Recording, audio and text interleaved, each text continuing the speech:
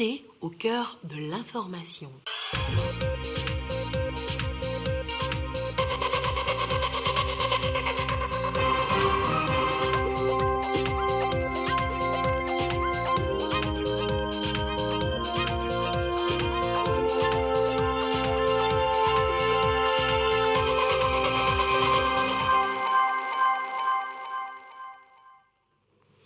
Il est l'heure du journal sur la télévision togolaise. Madame, Monsieur, bonsoir et voici les titres de cette édition.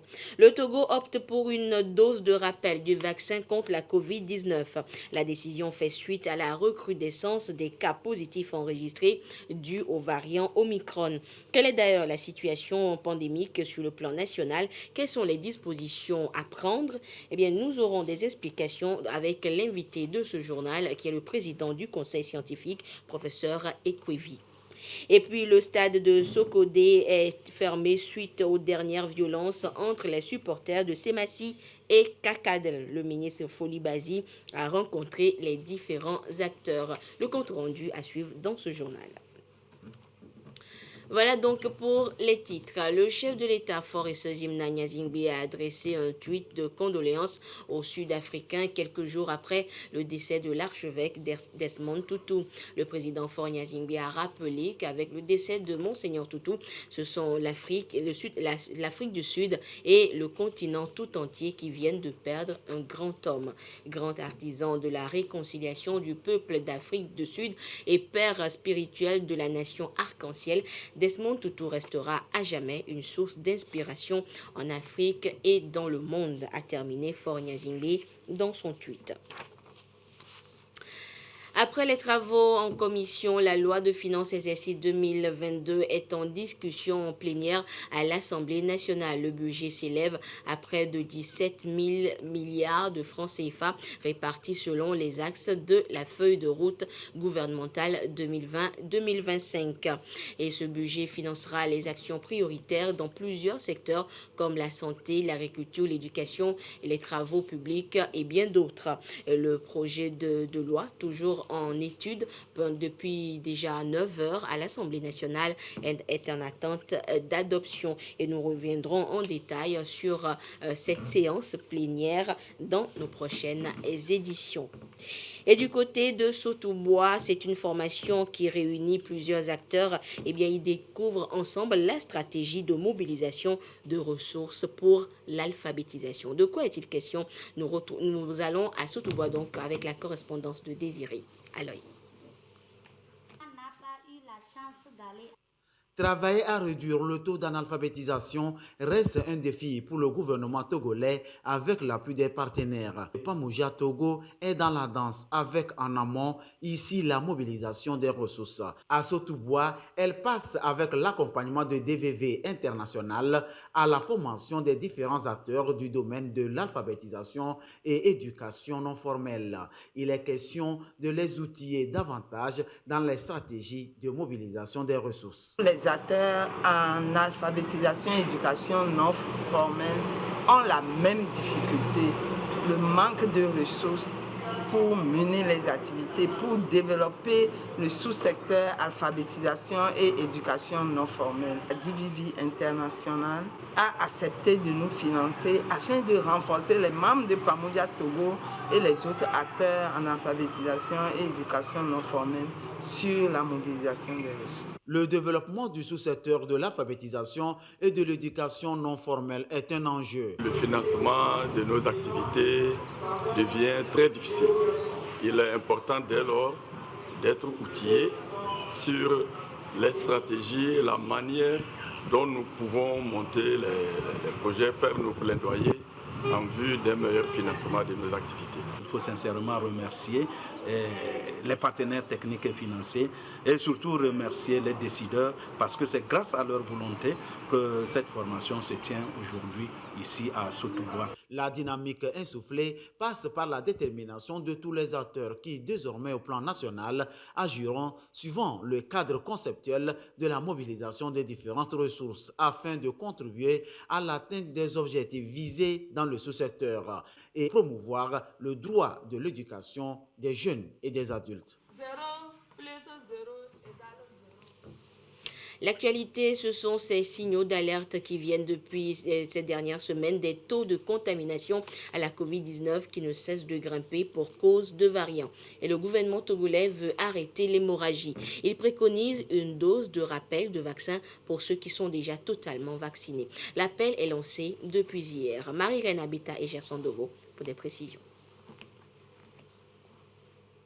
Des manches à nouveau retroussées pour le vaccin anti-Covid. La recrudescence des cas confirmés, la crainte de nouvelles contaminations de masse lors des fêtes de fin d'année sont bien réelles. Le gouvernement anticipe et appelle les populations à une dose de rappel. Chaque fois qu'on administre un nouveau vaccin, il y a un échantillon de la population vaccinée qui est suivi et donc chez qui on mesure le niveau de protection. Et donc, lorsqu'on constate que ce niveau de protection dans l'organisme baisse, il faut donc décider de booster cette protection-là en administrant une autre dose. En clair, une troisième dose pour les vaccinés à 2 doses, l'AstraZeneca, Pfizer, Sinovac, une deuxième pour les vaccinés Johnson & Johnson. Une piqûre, le rappel, imposée par la hausse des cas de contamination. 236 nouveaux enregistrés dans la seule journée de ce lundi, avec à l'esprit le variant Omicron. Mais le dispositif de riposte de notre pays, la surveillance, la prise en charge, la mobilisation sociale, l'engagement politique nous rassure que nous pourrons donc faire face à ce nouveau variant. D'ores et déjà, les centres de vaccination sont prêts à recevoir du monde. Les gestes barrières et les mesures anti-Covid toujours à respecter. Les fêtes de Nouvel An, bien sûr, mais attention à ne pas baisser la garde. Omicron est aux aguets. Et à ce jour du mardi 28 décembre 2021, la situation de la pandémie au nouveau coronavirus au Togo se présente comme suit. Le nombre de cas confirmés a quasiment doublé. Le nombre de cas donc est de 28 925. 421 nouveaux cas enregistrés depuis hier. Le nombre de personnes guéries est de 26 091. 33 nouveaux guéris depuis hier. Le nombre de cas actifs s'élève à 2588 et le nombre de décès est de 246. Un communiqué signé par le ministre en charge de la Santé, professeur Moustapha Mijiawa. Et pour parler justement de la situation de la pandémie dans notre pays, nous sommes sur ce plateau, je vous le disais en titre, avec le président du conseil scientifique, professeur Koumavi Didier Ekwevi. Professeur Ekwevi, bonsoir. Bonsoir, Rita. Alors, professeur, dites-nous, parlez-nous d'abord de la situation pandémique ces derniers jours au Togo. La situation actuellement, elle est préoccupante, voire explosive, puisque nous avons enregistré, et d'après le reportage, 421 nouveaux cas aujourd'hui. Donc, au cours des 10 derniers jours, c'est à peu près 2000 cas que nous avons enregistrés au total, ce qui fait une moyenne au début de 250 avec les chiffres d'aujourd'hui. Il faut aussi dire que le deuxième indicateur le plus important, c'est le taux de positivité. C'est-à-dire, lorsque vous faites un test, sans test, vous essayez de voir combien de tests sont positifs. Et nous étions, il y a 10 jours, à 3%. Aujourd'hui, nous sommes entre 21 et 22%. Donc aujourd'hui, lorsque vous faites 100 tests, 22 tests sont positifs. Le troisième indicateur, c'est le nombre total de malades que nous avons actuellement, qui sont autour de 2200. Si vous rajoutez les 400 d'aujourd'hui, nous sommes à 2600 cas. Nos structures hospitalières tiennent bon pour le moment, puisque le taux d'occupation en réanimation est autour de 14 pour une capacité hospitalière qui tourne autour de 31. Il faut tout simplement dire que le virus circule fortement, et qu'aussi que nous sommes dans une troisième vague, avec une première vague qu'on a connue en décembre de l'année passée, ensuite une deuxième vague que nous avons connue en juillet, et la troisième vague qui malheureusement commence vers le 20 décembre, et nous sommes dans la phase ascendante de cette troisième vague. Alors, professeur, ces situations explosives, comme vous venez de la qualifier, engendrent des conséquences, on va dire, quasi similaires que celles du début de pandémie, des vols annulés, des manifestations annulées, ça et là, sur la planète. Non, pas tout à fait. La situation n'est pas pareille parce que l'année passée, on n'avait pas de vaccin. Et depuis mars 2021, nous avons maintenant le vaccin au Togo. Donc la situation n'est pas pareille. On n'a pas interdit en tant que tel les manifestations. Les manifestations doivent être encadrées. encadré, en contrôlant le passeport vaccinal et si possible une double surveillance avec la détection rapide des tests antigéniques, c'est-à-dire de détecter parmi les sujets qui participeront à certaines manifestations s'ils sont infectés ou pas. Donc on n'est pas vraiment dans la même situation. Avant, on n'avait pas d'armes. Maintenant, nous avons des armes, c'est la vaccination. Et grâce à la vaccination, on peut retrouver une certaine activité et continuer à organiser des manifestations. Mais ces manifestations doivent être totalement encadrées. Donc, vous verrez qu'il y a eu des concerts qui ont été autorisés, il y a eu Miss Togo autorisé, mais encadrés. D'accord. Alors, justement, vous parlez de l'arme dont nous disposons, la vaccination, les vaccins. Alors, professeur, avant de parler justement peut-être de l'actualité, la dose de rappel, dites-nous, quelle est la situation vaccinale au Togo aujourd'hui? Nous avons commencé la vaccination à peu près en mars 2021, donc ça fait pratiquement 9 mois que nous avons commencé à vacciner. Globalement, c'est 1,4 million de personnes qui ont reçu au moins une dose, ce qui correspond à peu près à 34% de la population éligible, c'est-à-dire ceux qui ont 18 ans et plus. À peu près 1 million de personnes ont reçu une vaccination complète, donc ce qui correspond à peu près à 25% de cette population qui est éligible. Et le gouvernement a entamé depuis le 21 novembre une campagne de vaccination accélérée. Et grâce à cette campagne de vaccination accélérée, on a pu vacciner à peu près 900 000 personnes. Voilà à peu près la situation. On n'est pas si mauvais lorsqu'on compare nos données par rapport aux autres pays de l'Union, de la sous-région ouest africaine. Le Togo fait partie de très bons exemples en termes de vaccination, même si nous ne sommes pas très satisfaits de cette couverture vaccinale. On espère faire beaucoup plus pour pouvoir vite retrouver une vie normale. D'accord. Et professeur, aujourd'hui, il est question d'une dose de rappel, une troisième dose pour les vaccins à 2 doses et une deuxième dose pour les vaccins à dose unique. Alors, pourquoi cela? Ça, c'est basé sur ce que nous pouvons appeler des données observationnelles. Avec le temps, on observe l'efficacité du vaccin avec un certain nombre d'indicateurs. Lorsque vous vaccinez par exemple une population tout entière, vous surveillez un certain nombre d'indicateurs. Le premier, c'est de voir les sujets qui se sont réinfectés, ceux qui ont été hospitalisés, les décès. Et on constate qu'au cours du temps, on perd des anticorps, c'est-à-dire les éléments qui nous protègent.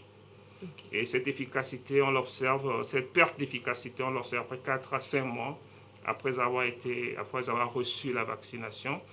Donc l'idée du rappel qui se fait déjà dans le cas d'autres vaccinations, notamment de la vaccination contre l'hépatite B, c'est de booster, c'est de prolonger cette protection pour que cette protection soit beaucoup plus durable. Et c'est la stratégie que le gouvernement a adoptée pour pouvoir faire un rappel. C'est un rappel, ce n'est pas une deuxième dose ou une troisième dose, c'est plutôt un rappel pour permettre à votre corps de se rappeler et de vous protéger pendant une longue période.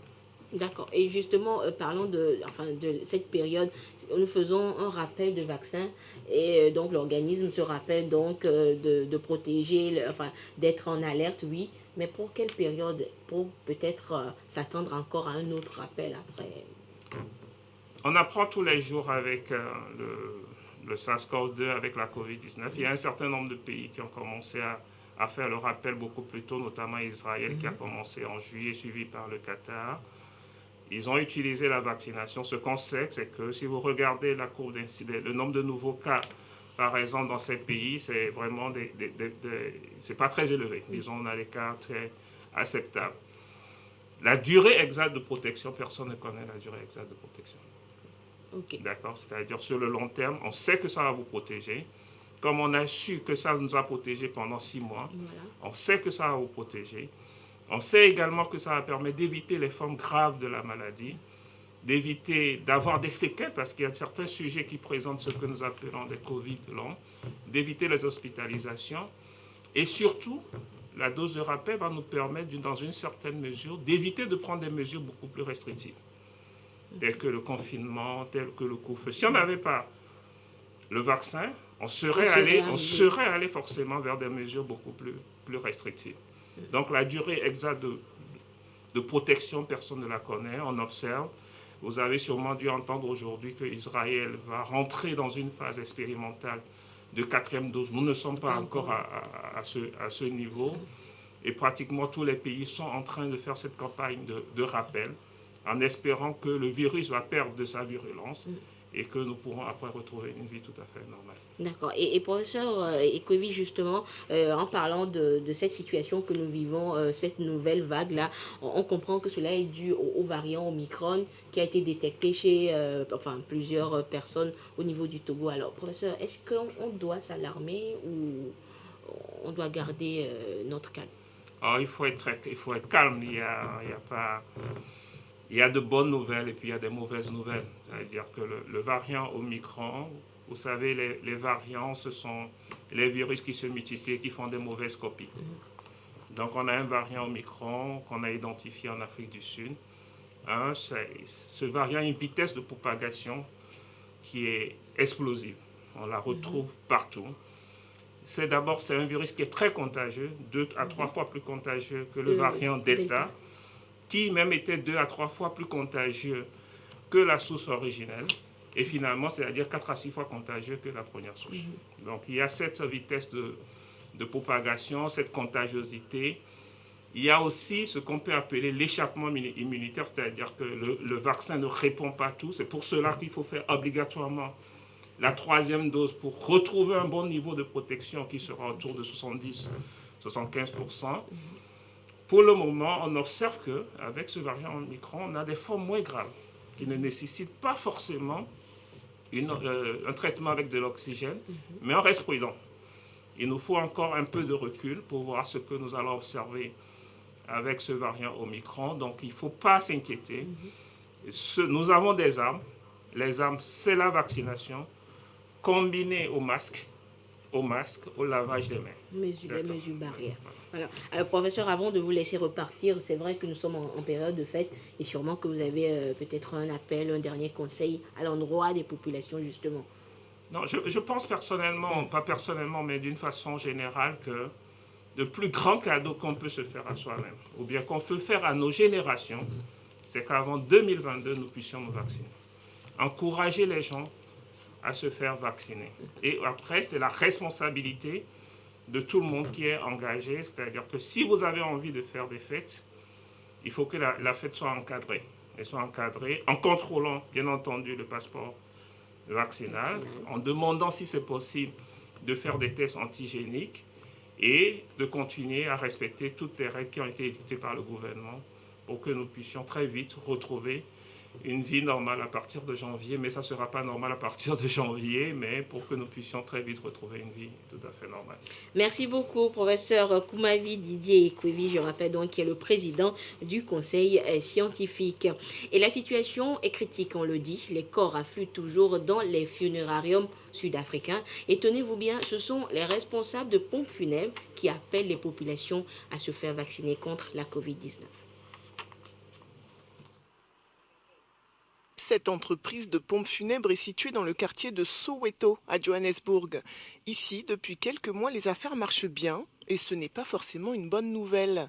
Alors plusieurs entreprises de pompes funèbres tentent de convaincre la population sud-africaine de se faire vacciner contre le Covid-19. Ce n'est pas une bonne chose quand nous voyons des gens mourir. Alors cela fait partie de notre initiative aujourd'hui. Comme j'ai fait allusion aux 3 vagues de contamination que nous avons eues, pour cette 4e vague actuelle, je peux vous dire que le taux d'infection est très élevé, mais le taux de mortalité est très faible. Ce qui démontre alors que la vaccination est la réponse pour notre pays. Difficile pourtant de convaincre les Sud-Africains qui sont nombreux à se méfier de la vaccination, mais les arguments de ces entreprises de pompes funèbres sont aussi économiques. Nous souhaitons qu'au moins 90% des habitants de Soweto se fassent vacciner. Ainsi, nous reviendrons à la normale et l'économie reviendra à la normale aussi. Parce que Soweto, à elle seule, c'est le cœur de l'économie de la province du Gauteng. Officiellement, l'Afrique du Sud est le pays le plus touché du continent avec 90 000 morts depuis le début de la pandémie sur une population de plus de 59 millions d'habitants. Et depuis mercredi dernier, la ville de Xi'an en Chine est confinée. Aujourd'hui, ce sont des opérations de dépistage à grande échelle qui sont organisées pour les plus de 13 millions de personnes de la ville. Et d'autres villes chinoises également sont concernées. Au confinement imposé depuis mercredi dernier, s'ajoutent désormais des mesures de dépistage à grande échelle pour les 13 millions d'habitants de Xi'an. Les autorités de la métropole emploient les grands moyens. Les autorités de la ville de Xi'an intensifient le dépistage. Elles ont rapidement adopté des mesures de confinement dans les zones à risque. Cette mise en œuvre effective devrait aider ces zones à contrôler efficacement l'épidémie. À Xi'an et dans sa métropole, plus de 800 cas ont été enregistrés depuis le début du mois. Les habitants de la ville sont désormais contraints de rester chez eux, sauf pour aller se faire tester. Interdiction de sortie et de ravitaillement donc, durant toute la période de dépistage massif dans la métropole, sans qu'une échéance n'ait été officiellement précisée. Un confinement a aussi été déclaré pour plusieurs dizaines de milliers d'habitants de la ville de Yan'an, à 300 km de là. Les entreprises doivent aussi fermer leurs portes. La stratégie dite zéro Covid appliquée par la Chine depuis l'an dernier n'empêche pas ces régions du centre du pays d'enregistrer un nombre record de contaminations au Covid depuis 21 mois. À 5 semaines de l'ouverture des Jeux Olympiques d'hiver de Pékin, les autorités disent redoubler de vigilance dès l'apparition d'un foyer de contamination. Et en Somalie, pendant que la crise politique sévit toujours, c'est une guerre qui éclate entre le président somalien et son premier ministre par intérim, et tout ceci aux grandes dames des Somaliens. Des militaires lourdement armés qui sillonnent les rues de Mogadiscio. Une image qui témoigne de la tension politique croissante en Somalie. Ces soldats sont loyaux au Premier ministre Mohamed Hussein Roblé et certains d'entre eux ont pris position près du palais présidentiel juste après qu'il a été destitué par le chef de l'État, Mohamed Abdullahi Mohamed, alias Farmajo. Entre les deux hommes, les moments de tension sont fréquents, mais cela n'empêche pas les Somaliens de faire part de leur inquiétude.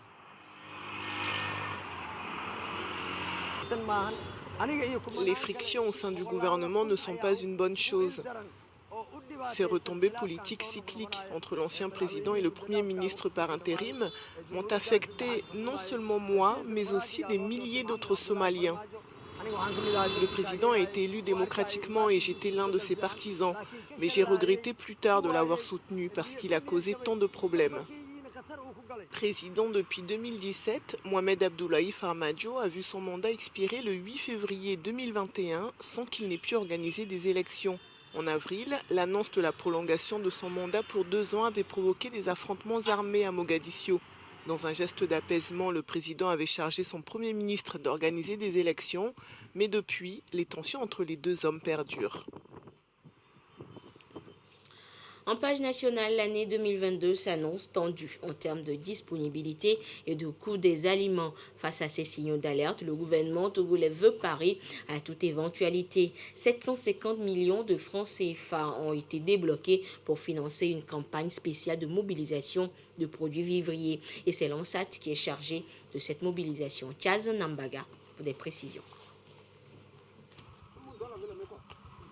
2 sorties coup sur coup en 3 mois seulement pour l'Agence nationale de la sécurité alimentaire du Togo, ANSAT. La première, le 24 septembre, pour une opération d'avance sur commande à Fulani Kopé dans la préfecture de Sio, et la deuxième ici à Bagré dans la préfecture de Kwendial pour une campagne spéciale de mobilisation de produits vivriers. Qu'est-ce qui fait courir autant l'ANSAT et de façon précoce? Les paramètres d'analyse de la situation alimentaire renseignés par les institutions internationales en charge de la gestion de la question de la sécurité alimentaire annoncent une année 2022 tendue en termes de disponibilité des produits vivriers sur les marchés dans le monde, mais aussi en termes de prix. C'est justement par rapport à ce décor annoncé que le gouvernement togolais a voulu anticiper. Pour anticiper, le gouvernement mise sur une stratégie robuste. Mobiliser rapidement 6500 tonnes de produits vivriers, céréales et légumineuses pour renforcer le stock de sécurité nationale d'ici fin janvier 2022. Enjeu, mettre le Togo à l'abri de toute pénurie ou spéculation alimentaire. Et ce n'est pas tout. Le gouvernement soutient les prix à la production.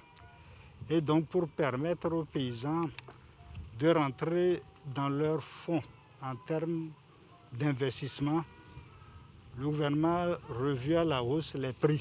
Le sac de maïs qui s'achetait au niveau de l'ANSAT à 17 000 francs CFA, le sac de 100 kg, passe à 18 000 francs à partir d'aujourd'hui. Le mil et le sorgho, dont les prix étaient fixés à 21 000 francs le sac de 100 kg, passe à 22 000 francs. Il en est de même aussi pour le niébé, le haricot, qui passe de 40 000 francs le sac de 100 kg par le passé à 50 000 francs sur l'ensemble du territoire national. Aussitôt dit, aussitôt fait. C'est avec cette nouvelle grille d'achat que l'ANSAT a fait les emplettes à Bagré. La coopérative Gundo est la première bénéficiaire de cette mesure. Elle cède 50 tonnes de maïs blanc à 9 millions de francs CFA au lieu de 8 500 000 comme précédemment, soit une hausse de 5,8%. Nous sommes trop fiers. Le prix est hausse pour cette année. Nous aimerions dire au chef de l'État, Son Excellence, M. Forest Yassingbe, merci. Même opération d'achat direct dans la préfecture d'Automne. Le réseau Unifesa, composé de 125 groupements de femmes des savanes, livre 20 tonnes de haricots blancs à l'ANSAT à 10 millions de francs CFA au lieu de 8 millions, soit une hausse de 25%.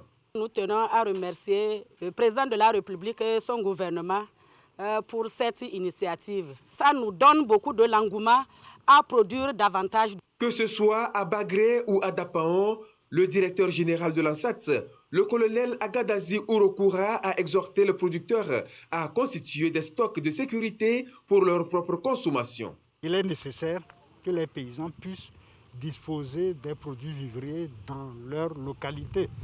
Si d'aventure cette situation venait à connaître une réalité au niveau du Togo, on a déjà des signaux puisque le maïs coûte entre 650 à 700, 750. Donc on n'a pas, durant un an, connu une baisse significative des prix. Ça veut dire que les signaux allumés sont réels. Donc il faudrait qu'on se prépare, notamment au niveau des paysans. Donc il faut qu'ils dégagent une partie de leur production pour leur propre consommation pour une durée de 1 an.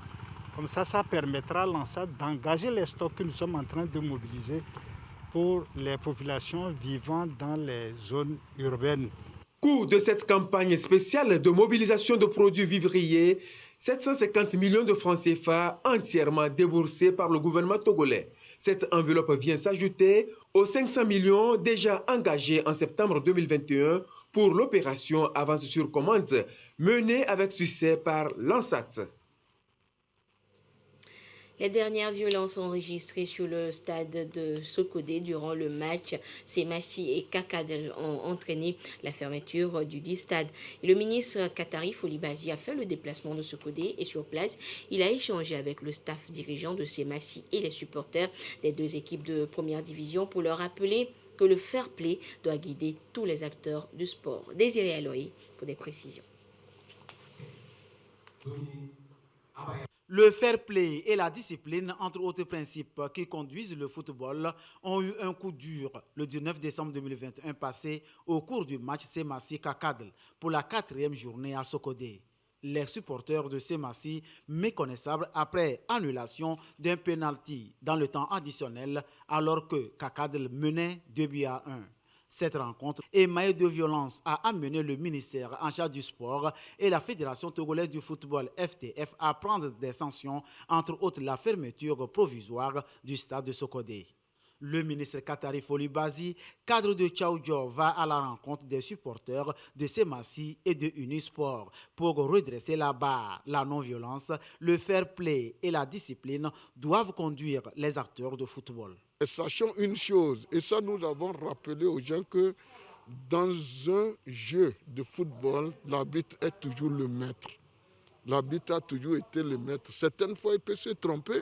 Mais ça, ce qu'on décidera par rapport à lui, ce n'est pas aux supporters de réagir. Il revient maintenant à la fédération ou au moins à la commission de discipline de quand même chercher à voir ce qui pourra être fait si l'arbitre est fautif. Ce n'est pas les supporters qui vont s'en prendre aux gens.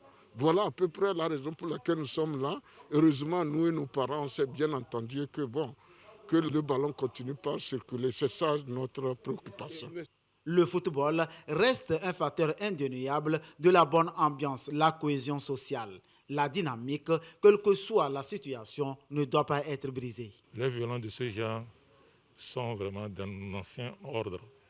Et nous avons interpellé les supporters là-dessus pour leur demander de cultiver davantage le fair play.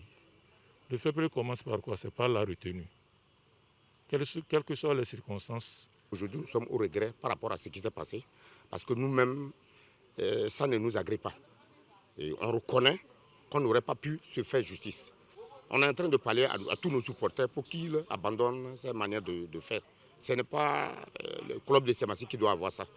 Le fair play et la patience doivent guider les guerriers de Tchaoudjo, ont conseillé le ministre Katari Folibazi et le président de Semassi, qui ont convié tous les acteurs du ballon rond à Sokodé à considérer le football comme un facteur de cohésion sociale, l'épanouissement, le développement. Et voilà, ainsi se referme cette édition. Merci de votre fidélité à la télévision togolaise et merci à tous ceux qui nous ont suivis du côté de Sokodé et de Défalé. Excellente suite de nos programmes. Au revoir.